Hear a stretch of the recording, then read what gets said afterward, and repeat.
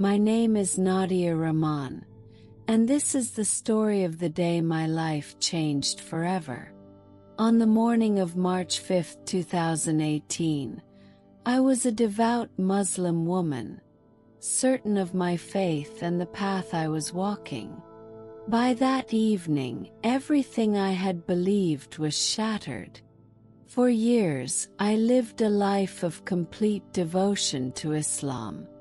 It shaped every part of my existence, dictating how I prayed, how I dressed, how I raised my children, and how I viewed the world.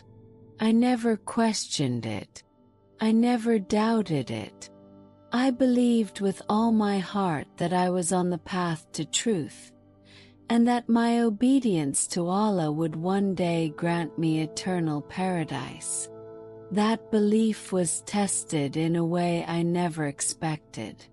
I was in a terrible car accident, one that left me clinically dead for 15 minutes. In those minutes, I saw something that changed me forever. I encountered a truth so powerful, so undeniable, that it forced me to rethink everything I had built my life upon. I never imagined I would question my faith, let alone walk away from it. But after what I saw, after who I met, I had no choice. Before I tell you what happened that day, you need to understand the kind of person I was. I was born and raised in Birmingham, England, in a devout Muslim household. My parents instilled in me the belief that faith was the foundation of everything. Islam was not just a religion, it was the only way to live a righteous life. I absorbed every teaching, memorized every prayer, and followed every rule without hesitation. As I grew older, my devotion to Islam deepened. I became a woman known for her faith, someone others in my community looked up to. I married a man named Yasser, who shared the same devotion to Islam that I did. Together, we built a life centered around prayer and obedience to Allah. We had 3 children, Maryam, Adam, and Layla, and we made sure to raise them with the same dedication to Islam that had shaped our own lives. I never missed a prayer. I fasted during Ramadan without fail. I gave generously to charity and performed Hajj twice. I had memorized large portions of the Quran and had even guided 2 of my colleagues toward converting to Islam. Everything I did with the certainty that it was bringing me closer to Allah. But no matter how devout I was, no matter how many rituals I performed, there was always a small voice inside me whispering doubts I dared not acknowledge. As much as I tried to suppress them, doubts about my faith would creep into my mind when I least expected it. Late at night, when the house was quiet and the distractions of the day had faded, I would find myself lying awake, wrestling with questions I could not shake. If Allah was truly merciful, why would He condemn good people to hell simply for not being Muslim? Why were women given fewer rights in inheritance and in court testimony? Why did I sometimes feel empty, even after years of following every rule with unwavering faith? I convinced myself that these thoughts were whispers from Shaitan, a test meant to challenge my devotion. But no matter how hard I tried to silence them, they never truly left me. The moment that changed everything came when my daughter Maryam asked me a question I wasn't prepared to answer. She had a close friend at school named Emma, a kind and generous girl who wasn't Muslim. One evening as we were finishing dinner, Miriam looked up at me with concern in her eyes and asked, "Mama, why would Emma go to hell? She's the nicest person I know." I felt my heart sink as I forced a smile and gave her the answer I had always been taught. I told her that only Muslims go to paradise, that belief in the wrong religion leads to eternal punishment, no matter how kind a person is. As the words left my mouth, I saw the disappointment on Miriam's face. She didn't argue, but I could tell she was troubled by my answer. And for the first time I admitted to myself that I was troubled by it too. I had spent my entire life believing that Islam was the one true path. But in that moment, I couldn't help but wonder if I had been wrong all along. It was a cold, rainy morning in March. I was running late for work, rushing to get out the door. I kissed my children goodbye, promised Layla I would bring home her favorite chocolate, and grabbed my car keys. It was just another ordinary day, or so I thought. I stepped into my car and started the engine, making my way through the wet streets of Birmingham. The rain was heavy, and the roads were slick. As I merged onto the highway, I noticed a truck ahead of me swerving slightly, moving erratically. A feeling of unease settled over me, but I brushed it aside. I told myself it was just the weather making the driver struggle to stay in his lane. But as I got closer, I realized something was wrong. The truck was moving too fast, its tires slipping on the wet pavement. Before I could react, it lost control entirely. The massive vehicle skidded sideways, and within seconds, it slammed directly into my car. There was a deafening crash. My body was thrown forward.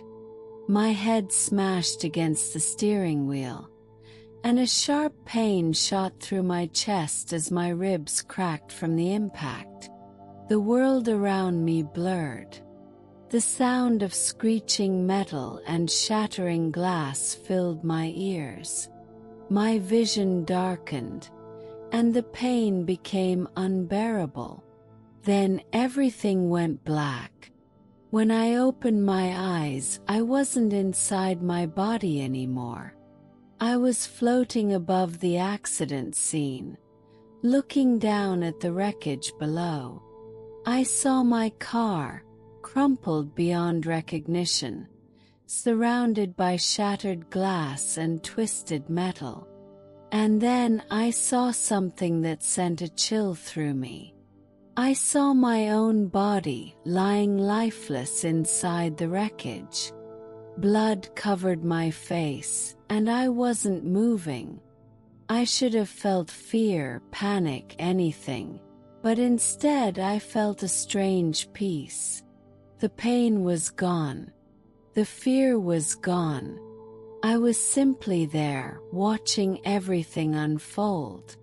Paramedics arrived, rushing to my body, their voices urgent as they worked frantically to save me. I could hear them, but their voices sounded distant, like I was listening through water. Then I felt something behind me. I turned and saw a light, unlike anything I had ever seen before. It wasn't just bright, it was alive. Irradiated warmth, love, and power. It was pulling me toward it, but not forcefully. It was as if it was inviting me, calling me home. I felt drawn to it in a way I couldn't explain. I had spent my entire life believing that Allah was the one true God. But as I moved toward this light, I felt something I had never felt before. Love. Not the conditional love I had been taught in my faith, the kind that required perfect obedience and unwavering submission. This was different. It was overwhelming, complete, and pure. And then within the light I saw him. I knew instantly who he was. I had been taught all my life that he was just a prophet, a man, nothing more. But in that moment, as I stood in the presence of Jesus Christ, I knew the truth. I had spent my entire life believing in a God who felt distant, who demanded obedience but never truly felt close. But now I was standing before someone who knew me, who saw every part of me, my doubts, my fears, my mistakes, and loved me anyway.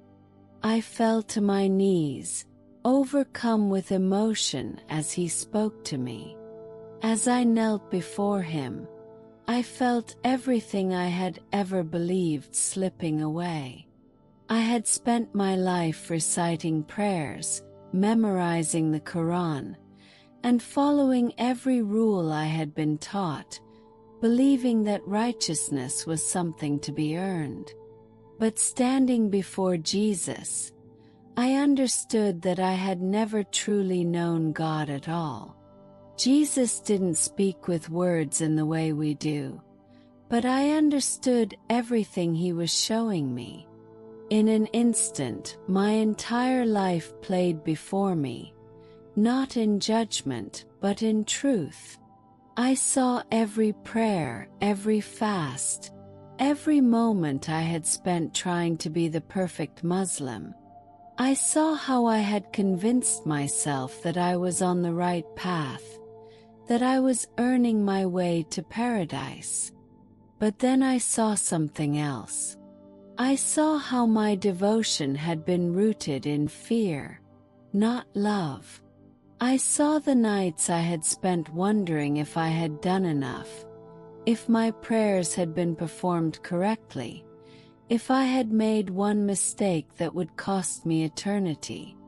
I saw the times I had doubted but forced myself to push those thoughts away, afraid of what questioning would mean.